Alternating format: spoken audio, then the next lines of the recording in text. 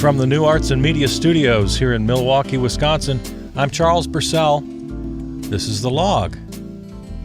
On a beautiful Monday, time for how was your weekend? Still nothing like a good weekend, right? Well, this was a special weekend, first day of spring. I don't know how it is where you're listening, but here in Wisconsin, beautiful weather for the first days of spring. I spent pretty much all day Saturday outside. It was really wonderful. Went over to what they call Pumping Station Park. I had to actually look it up on the map. What is that park called? Right, just a block from my house. But I didn't know the name of the park, so I looked it up on maps, and there's a pumping station there, and it's just called Pumping Station Park.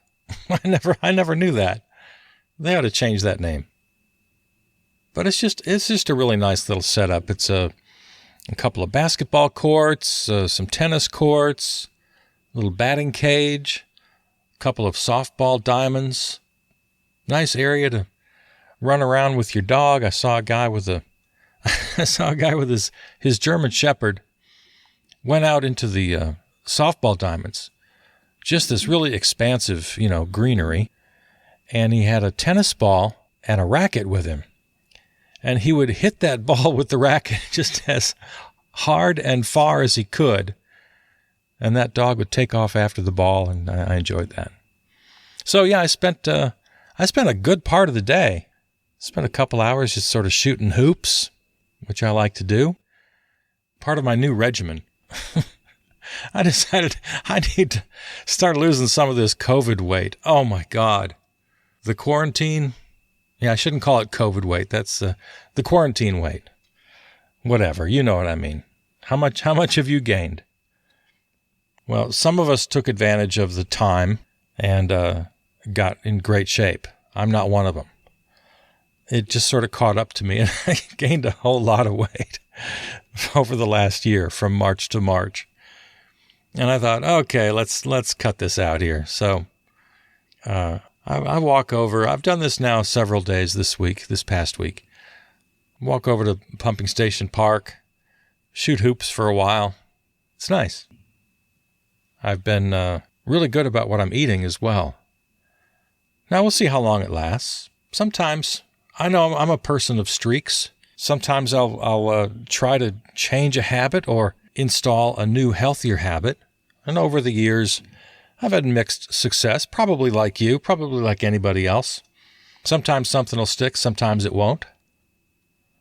So I always have hope that this will be a permanent change. Yeah, it's springtime. I'm feeling very much first day of the rest of your life kind of feelings. I just had a birthday recently. That always provides a little motivation.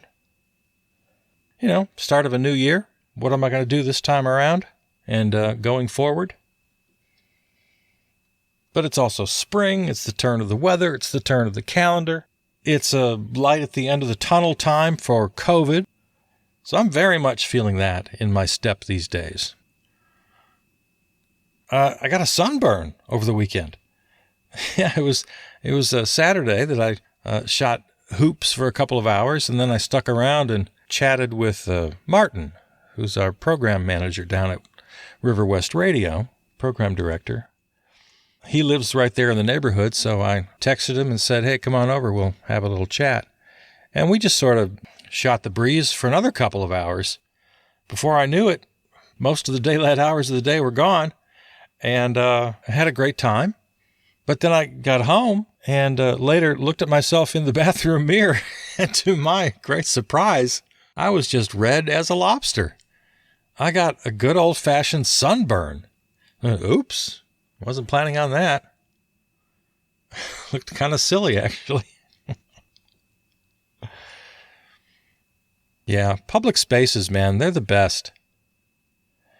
And I couldn't help but reflect that, the other people hanging out, there was somebody everywhere. There was a few people at the tennis courts, a few people at the basketball courts, Others, like I said, the guy running around with his dog and the and the tennis ball and the racket. Other people out walking with or without pets. You know, that's the beauty in life right there, the public spaces. I just love public spaces so much more than bars and restaurants and, places you have to be participating in some sort of transaction just in order to be there. You got to be shelling out some money. You got to go where they're buying and selling. Also, there were no cars involved in any of this. I got to tell you, well, I wasn't sure if I was going to share this with you or not. I need to make a very big personal decision here. I got big things going on here in the first day of the rest of my life. Maybe you can advise me. I would welcome your advice. I really would. I'm thinking very seriously about being a carless person without car. Basically, I've got a car that I've had for many, many years. It's getting up there in age and in miles. I got nearly 200,000 miles on it. It needs some repair, and kind of ran the numbers and thought, probably not worth repairing this car. I either need to get a new car or just be without one for a while, see how life goes without a car. I thought, I live in a city. I can walk to literally anything I need. I'm seriously thinking of not having a car. And I think it will really sort of change things. Now, you may or may not know this about me. If you're a regular listener, you know that I make my life in the so-called real world, which you and I don't share that often. I make my living as a musician. I'm a singer. I play guitar and I sing songs, mostly at sort of cafes and bars and restaurants, kind of small venues. And that's how I've made my living. Well, when COVID hit, that all went away. I haven't worked since then. And as I've told you before, I made this big decision to go ahead and take the early Social Security because I was just old enough to do that. The timing just worked out. So here's the bottom line, and your advice is welcome. Since I went ahead and decided to take the retirement money, the Social Security, take a hiatus from performing during quarantine, now I'm in this position and I'm thinking, you know what? I think I'm just going to retire from music, basically. Maybe I'll do one or two. Like I like doing the state fair. That's kind of fun. But just the week in and week out gigs at bars and restaurants, it was really never all that fulfilling. I have a personal relationship with the music and with the songs, but I can do that. I can do that right here in my own home. And I still have the internet, of course, if I want to share something. I can still write and record. But I think I'm going to retire. I'm thinking, I haven't pulled the trigger on any of this. And the reason I bring it up is because this decision goes hand in hand with whether or not I want to be a person who lives without a car. Because in order to be a working musician, I absolutely have to have a vehicle. There's just no getting around it. I don't know how I do it without a car. So that's how all this came up. And it all came up here around my birthday and around the advent of spring and the first day of the rest of my life. So there you go. Share a little bit of that with you. And it also really came home to me as I was enjoying the weekend, just in my neighborhood and in the park and seeing neighbors out just hanging and walking their dogs. See, this is the life I really want personally. I don't know about you. If I never in my entire life set foot in a bar again or even a restaurant, I'd be fine. I know you all love your restaurants. Man, the whole restaurant thing. But just speaking personally, I don't want to buy anything. I don't want to sell anything. I don't care about stores and restaurants and bars, and I don't want to drive there, and I don't want to have to find a place to park. And it's just that life, even when I was young and happening, I didn't care for that much. I did it because I had to for work or because my friends were, that's where they were. I had to go where the friends were. Or maybe I was in a particular relationship and she expected it. But just speaking for myself personally, what I really want, I want this. I want to talk with you. I want to have my nice little apartment and my studio. I want to have my walking distance drugstore and hardware store. Thanks to the great socialist mayors of Milwaukee, I've got all these parks I can walk to and enjoy. That's life, man. And I normally wouldn't get so personal here on the podcast, but I think there's something to be said for that life generally. I'm going to move this into the realm of some unsolicited advice, which I know you love to get my unsolicited advice.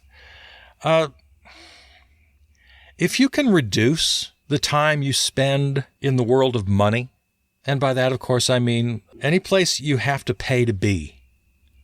Now, I'm not going to go overboard. There's nothing wrong with sitting in a little cafe with a friend. That's fine. But if that's all you're able to do, and it's kind of defines your life, if you've sort of lost track of the idea that you really could leave the house without spending money, you don't have to contribute to that world every time you go out. You can just take a walk. You can enjoy a park. This is where it does. It leaves the realm of the personal for me, and it enters the realm of how the world ought to work. I honestly believe the world would be a better place if there was much more emphasis on that which is free and much less emphasis on the constant need to buy and sell. It's just infiltrated the culture so completely. And over the year of COVID here, it's entered even a new level where patronizing your local coffee shop or restaurant for the Friday fish fry or whatever has become something that we're expected to do to be good citizens. Now, again, I understand the reason for that. We don't want our friends and neighbors to lose their livelihoods. I certainly understand that.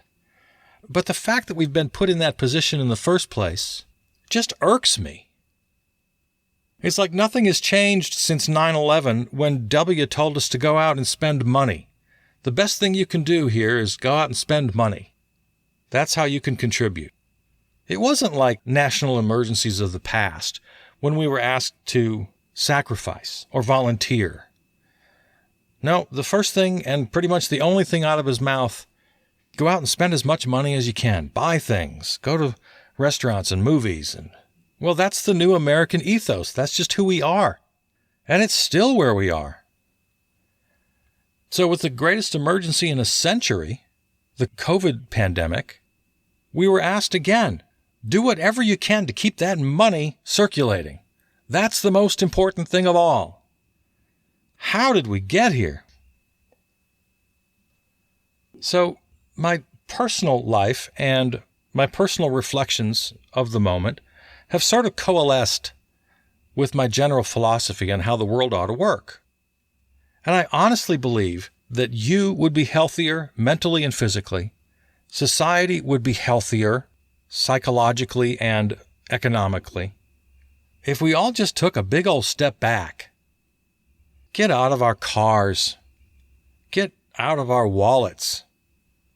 Hang out with your friend on a Saturday on the empty bleachers of a softball field and just chew the fat for a while. I'm not saying we have to eliminate all the wonderful things we have out there, museums and theaters and restaurants, and sure. But let's be honest, we're so out of whack. The balance is just off and has been for quite some time. And coming out of COVID, I would hope that would be a lesson we can learn. But, as long as the economy, which I put in quotation marks always, pretty much rules how we are supposed to live, it's very difficult to get out of that mindset. That every single goddamn day we got to get in our car, we got to go somewhere, we got to do something, we got to spend some money, we got to make some money. Just keep it going. Just keep that hamster wheel turning. Now, I'm the luckiest guy in the world. I've said it before. I'll say it again. I just reached the minimum retirement age for Social Security just as all this hit the fan. So I took advantage of it. I didn't really want to. You know how Social Security works, right? If you take it early, you don't get as much. So I had to make a big decision. I'm the luckiest guy in the world. I'm able to live, and I have been for the last year. I know that other people don't have that same luxury. I understand. I know that most of you listening can't afford to do what I've done. I'm lucky. I also know that a lot of people wouldn't have made the decision I made because it required too much sacrifice. But there again, I'm lucky, because for me, it's not a sacrifice. I had to sacrifice that very active commercial financial life. Out every day, out every night, doing this, doing that, buying this, selling that. It was easy for me to give that up because it just suits my nature. Not so easy for most folks, a lot of folks. You know, you'll see that meme once in a while, that idyllic little cabin in the woods. And the caption, something like, it's really all I want, just a quaint little cabin in the woods. I don't need anything else. I don't need a big car. I don't need a big job. I don't need a big bank account. And a lot of people share this and look at it wistfully. But sometimes I wonder, is that really what you want? Because if it is, unless you're independently wealthy, it's going to require some sacrifice. And that kind of life is just, honestly, let's be honest, completely out of the reach of a lot of people. Because they're forced into the world that's been created for us, right? The buying, the selling, the doing, the driving, the parking. So I'm at a crossroads here. I say I haven't made my decision yet, but it feels like I have. I just haven't made it official. I think I'm going to let the car go. I think I'm just going to forget about doing gigs. Well, I've gone on too long about myself. You're bored, I'm sure. Although it's funny, whenever I do just talk about myself, which is pretty rare on this podcast, I did it recently. Was it just last week or a couple weeks ago? Boy, I get lots of response when I talk personally. Podcast listeners seem to like that. So much more response than I do talking politics. I get like twice the response. So, I don't know. As you may or may not have been able to tell, I don't choose my topics of conversation based on what I think the listeners will like. This is all very much just what's on my mind. So this is what's on my mind today. Well, what else can I tell you? On the how was your weekend thing, I did enjoy watching the Wisconsin Badgers in the NCAA men's basketball tournament. That was kind of fun. They won their first game Friday night. They beat North Carolina, former powerhouse North Carolina. They've kind of fallen on hard times recently. But, they weren't off the map. They were the 8th seed in the tournament. Wisconsin Badgers were the 9 seed. And so they met in the first round, and damned if the Badgers didn't win handily by, I think, was it 20 points? Close to it. Really enjoyed that. It was a lot of fun. I'm not a big sports guy, but I like an occasional game. And I'm a homer. So when my hometown teams are playing, I'll take a look and I'll listen. But then on Sunday they lost. Alas. They lost to the number 1 seed Baylor, and that was expected, so one of the things about watching a basketball game, I see television commercials that I don't normally see. And I couldn't help but notice that every single commercial annoyed me. Well, I shouldn't say that. I guess I let it roll off my back. But I took note that every single product advertised is a product that I either don't use myself or I actively advise against. That I consider somehow detrimental to society and or downright evil, that I recommend to my listeners that you never use. For example, Capital One. It's a new way of banking. I mentioned it the other day. I forget the context, but I said it was Chase. It's not Chase. It's Capital One. So there's my correction there. So Capital One commercials, commercials for soft drinks, which will just kill you. Commercials for Target, And there again, what more personifies this sort of daily need to buy? Oh, I got to buy things. Got to take a Target run. I got to buy things. Private insurance, which is evil incarnate. Any kind of private insurance. Although the commercials are an awful lot of fun. There's the kind of insurance commercial wars they're having. Progressive and Geico and others.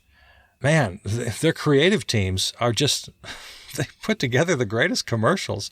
So the products themselves, the very concept of insurance, is just part of this capitalist hellscape that I think needs to be abolished from the world.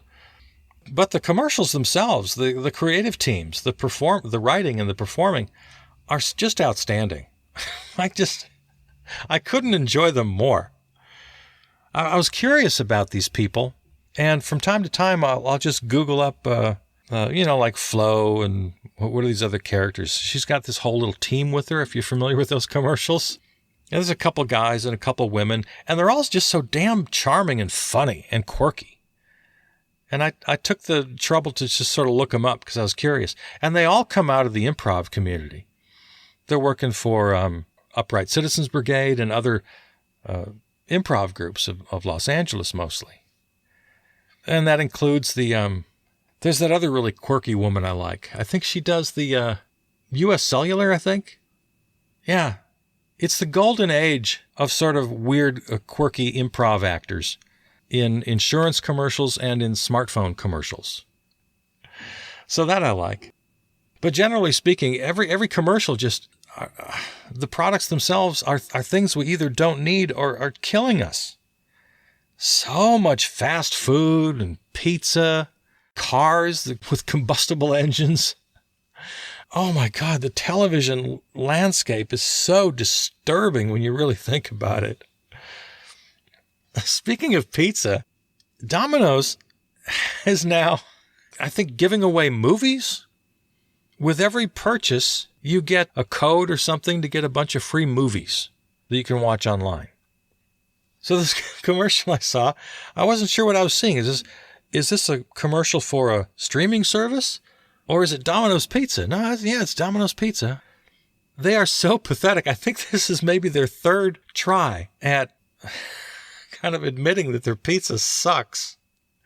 They had a big old campaign like a year ago or more about how, we know we're really bad, and here's how we're fixing it. Here's how things are better at Domino's.